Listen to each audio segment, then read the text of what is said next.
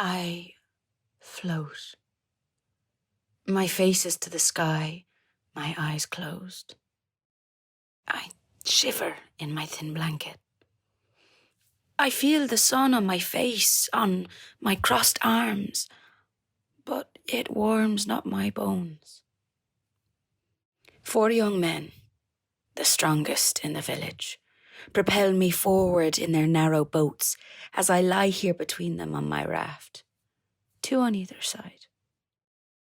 In my mind, I picture their crude oars piercing the surface of the calm waters, scattering shards of sunlight, a constant rhythm.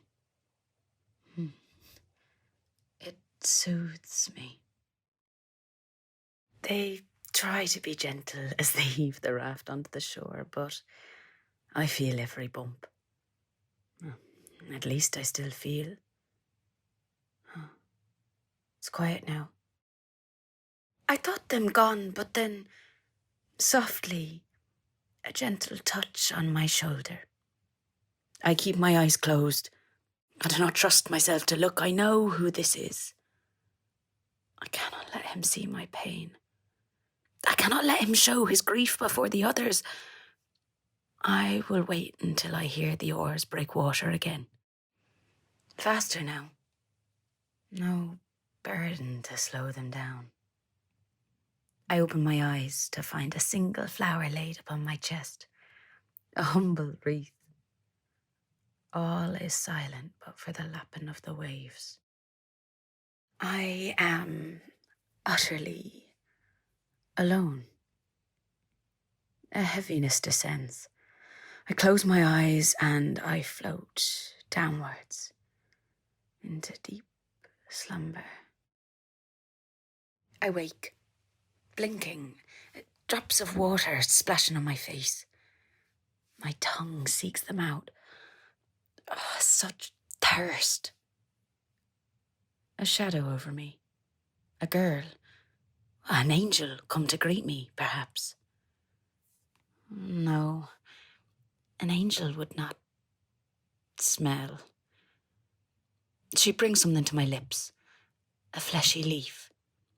I can raise my head just enough to drink. My eyes start to focus. A dirty face. Eyes that don't meet mine. The water.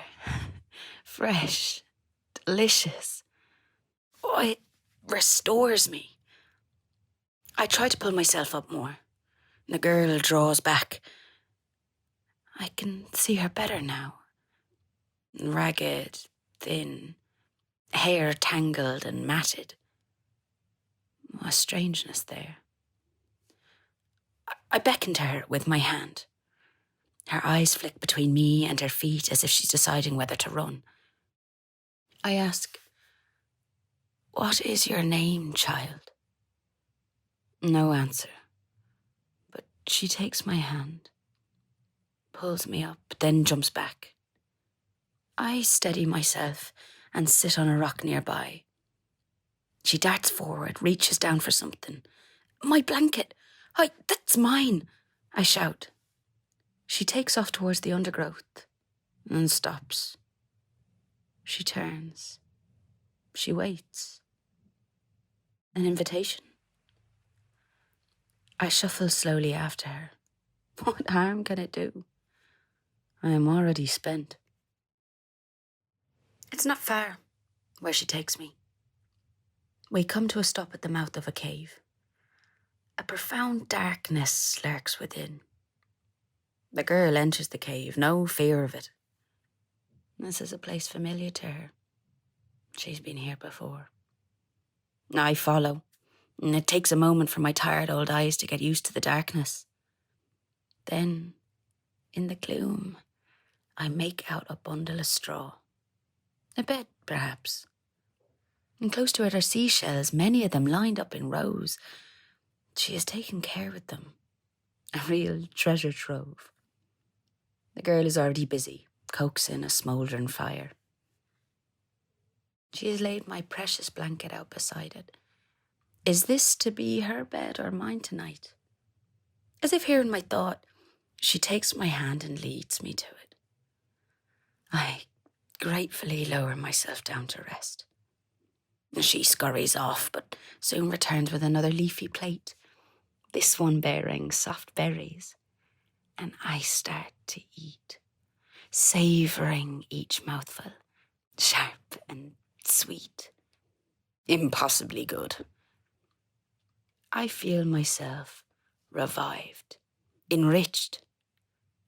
Perhaps this world is not quite done with me yet. I catch the girl watching me and realise my eyes are leaking. Am I so unused to kindness? Yes, I must be. She looks quickly away and stares into the fire. It is starting to blaze now, a comforting glow in the deepening darkness. She keeps her distance, still unsure. I study the face of my new companion, a face that has long forgotten how to smile. How long has she been here? Has she always been alone? I nod to let her know she's pleased me, careful not to let her see the rage building inside of me. How dare they? How dare they leave a child here? Alone, uncared for, discarded like a broken toy. She still looks uncertain, and I feel bad. I am a trespasser in her place of safety. She has given me much, and I have no gift to give her. Unless... I arrange my hands into the shape of a bird's head and cast a shadow onto the cave wall. A beak opens and closes. My gnarled fingers protest, but I carry on as I see her face transform, eyes wide, mouth open in wonderment.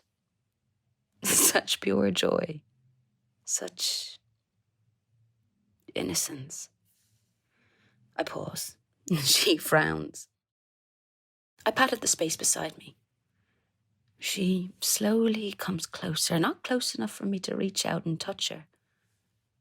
But it's a start. I reward her with another shape, a howling wolf this time, and the look of wonderment returns. I pause again, and she shuffles closer. She pushes my hands together and stares at them as if willing them to form shapes again. I make a bird in flight, and it soars.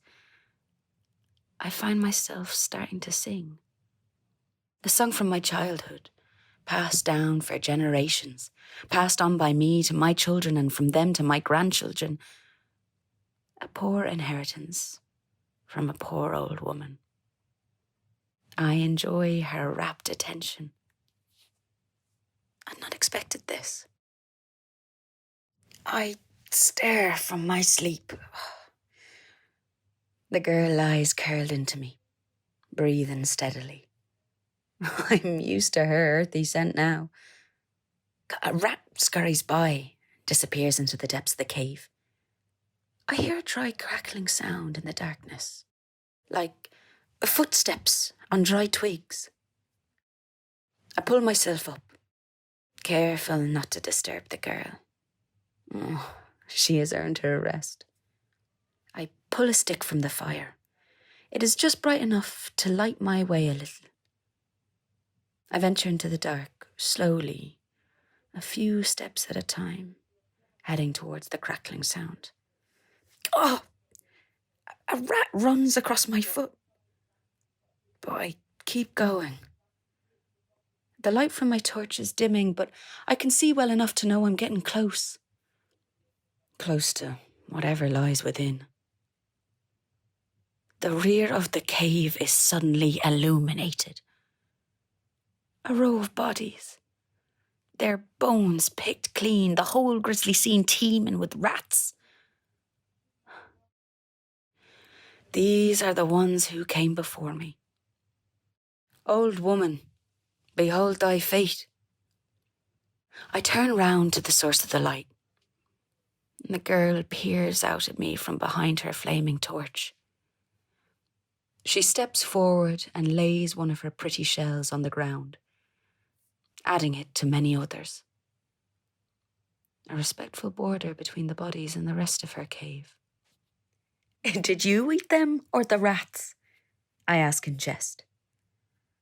The girl's gaze flits around. She bangs the heel of her hand against her forehead and makes a low humming sound. God, I've alarmed her. No, shh. I meant no harm.